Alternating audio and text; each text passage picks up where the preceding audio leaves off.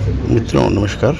आज पर्यटन यात्रा में वीरों का मठ, ये वीरों का मठ कुंभलगढ़ से 12 किलोमीटर की दूरी पर सुदूर पहाड़ियों के बीच, अरावली कंदराओं के बीच बहुत ही शानदार और रमणीय तीर्थ स्थल है।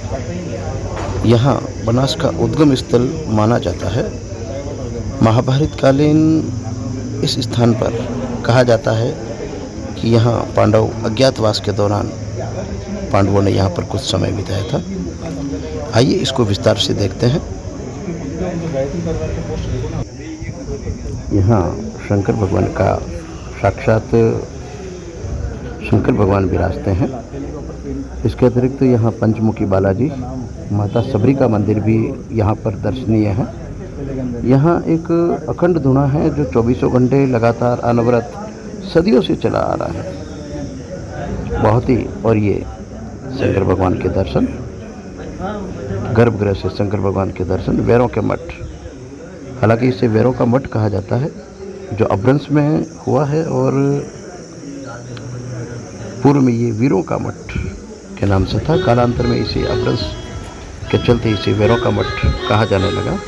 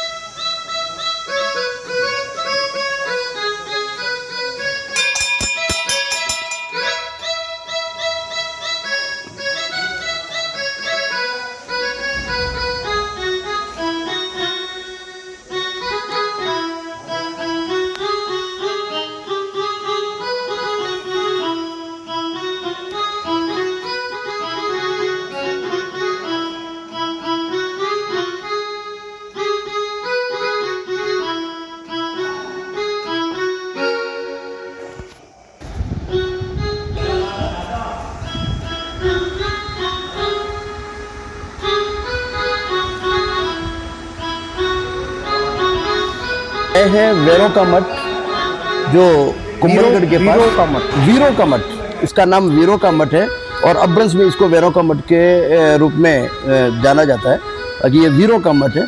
और यहाँ के महाराज श्री, जो यहाँ के मतलब पीठाधीश हैं, हम उनसे बातचीत करते हैं। महाराज श्री, सबसे पहले तो आपको प्रणाम और आपका बहुत बहुत हार्दिक स्वागत पर्यटन यात्रा तीर्थ पर।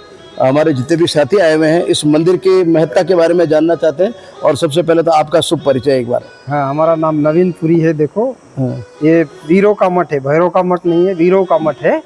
भगवान परशुराम महादेव जी ने यहाँ तपस्या किया और कर्ण को धनुष छाई, तो इसके लिए वीरों का मठ कहा गया। भगवान परशुराम जी ने यहाँ माता रेणुकाओं के मोक्षों के लिए तपस्या किया, आपके मातृकुंड में स्नान किए तो मोक्ष हो गए। इसके बाद में कर्ण को धनुष विद्याएं सिखाई, तो इसके बाद में ये वीरों का मठ कहा जाता है। ये बनास नदी यहाँ से प्रकट होती है, बनास नदी की उद्गम स्थल है। बनास नदी का उद्गम? हाँ, बनास नदी यहीं से प्रकट होती है। आपकी अरावली श्रृंखला है ना, ये अरावली पर्वत है, देखो बनास यहीं से प्रकट होती है। बनास कुंड है, बनास नदी की क्या उद्गम स्थल है। और यहाँ के कई साधु संतों ने यहाँ तपस्या कर रखी है। देखो, ये जीवित समाधि है, ब्रह्मपुरी जी महाराज की समाधि है, जीवित समाधि है, समाधि है।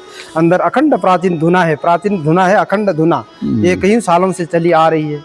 यहाँ आपके महाराणा फतेह सिंह को गणेशपुरी जी महाराज जी ने बोला जा मेवाड़ का धनी बनेगा, तो महाराणा क्या फतेह सिंह कहते हैं, बाद में राजा बना, ऐसा कहा जाता है। देखो, ये प्राचीन धुनी चली आ रही है। यहाँ महाराज जी की गद्दी लगी, हमारे गुरु महाराज जी रविंद्रपुरी जी महाराज जी है, अखिल भारतीय अखाड़ा परिषद के अध्यक्ष है। देखो, यहाँ कभी कभी पदार्थी गद्दी लगी है महाराज जी की। हिंगलाज माता विराजमान है, भैरवनाथ जी विराजमान है। ये अमर फल है, देखो जो राजा भर्तृहरि को मिला था। ये जो फल है, अब मैं चाहूंगा कि एक बार उधर बताएं, ये जो पेड़ आप देख रहे हैं, इस पेड़ के नीचे जो लंबे लंबे पत्ते दिख रहे हैं, ये राजा भर्तृहरि ने जो रानी पिंगला को जो अमर फल दिया था, ये उसी का पेड़ है। इसके ऊपर फल भी लगा हुआ है, जिसको अभी अपन बताएंगे। हमारा श्री तो यहाँ पर पांडव भी आए थे, पांडवकालीन भी ये मंदिर। अज्ञातवास में पांडव भी आकर के रहे यहाँ। देखो राजा हरिश्चंद्र आए यहाँ, बड़े बड़े सिद्ध ऋषि मुनि आकर के गए। ये अरावली तपोभूमि है, ऋषि मुनियों की भूमि है। और यहाँ पर समय समय पर जितने भी दिव्य मूर्तियाँ रही हैं, वो यहाँ पर इन्होंने अपना ज्ञान का प्रकाश फैलाया है, तपस्या की है। हाँ, प्रकृति है देखो यहाँ। यहाँ मेला भी लगता है, श्रृंखला मेला भी लगता है, 13 को कभी मेला लगती है। हाँ, यात्रीगण आते ही रहते हैं। ये तो यहाँ से परशुराम महादेव कितना दूर है महाराज? यहाँ से एक गुफा परशुराम जी की यहाँ है। अच्छा, एक गुफा वहाँ है, 2 गुफा है। अच्छा, एक गुफा इसके ऊपर ही है और एक गुफा वहाँ है। कहते हैं यहाँ से कोई राक्षस परेशान करता था, तो उनको वध करने के लिए उन्होंने क्या है, तीर चलाया, अंतर्ध्यान होकर के वहाँ राक्षस को वर करके शिव जी की तपस्या किया करते थे। वहाँ शिव जी प्राप्त हुए, तो परशुराम महादेव जी कहलाया वो जगह, वो परशुराम महादेव। ये वीरों का मठ। अच्छा, यहाँ पर मेला भी लगता है महाराज? हाँ, खूब मेला लगता है। कब कोई विशेष दिन है कोई ऐसा? शिवरात्रि को मेला लगता है, महाशिवरात्रि को यहाँ पर मेला लगता है। और क्या है, 13 चैत्र 13 को मेला लगता है। हाँ, यहाँ अब क्या है, आपके श्रावण महीना को मेला लगता है। तो यहाँ बार बार में क्या है, होती ही रहती है। देखो ये परमात्मा की प्रकाश क्या है, प्रकट होती ही रहती है, प्रभु की कृपा है। ये वीर भूमि है, देवताओं की प्राकट्य भूमि है। यहाँ पर साक्षात शंकर भगवान विराजमान है।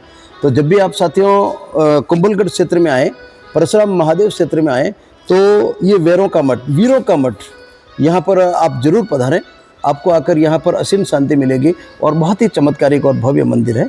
आप सभी का बहुत बहुत धन्यवाद। इस पर्यटन यात्रा को आप मेरे साथ देखते रहें, चलते रहें। और ये वीडियो आपको कैसा लगा, इसके बारे में आप जरूर बताएं। मैं हूं आपका साथी श्रवण कुमार लक्ष्कर। धन्यवाद।